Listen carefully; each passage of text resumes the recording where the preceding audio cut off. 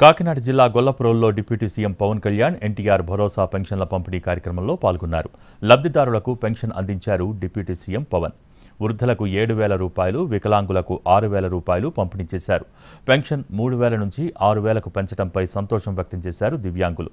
ఉద్యోగ ఉపాధి అవకాశాల్లో తమకు 4% రిజర్వేషన్ కల్పించాలని డిప్యూటీ సీఎంను కోరారు దివ్యాంగులు.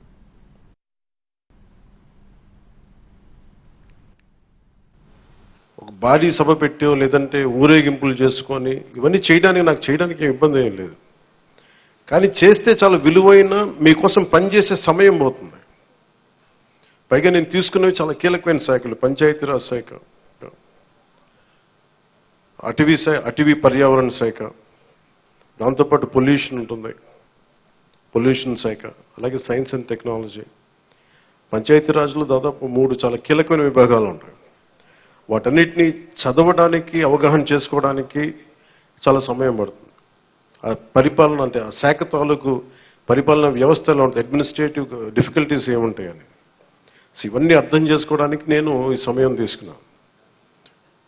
ఈ సందర్భంగా నేను పిఠాపురం నన్ను గెలిపించిన, భారీ మెజారిటీతో గెలిపించిన ప్రజలందరికీ నేను రుణపడి ఉంటాను. నేను ఎక్కువ మాటలు చెప్పి తక్కువ పని చేయదలుచుకోలేదు.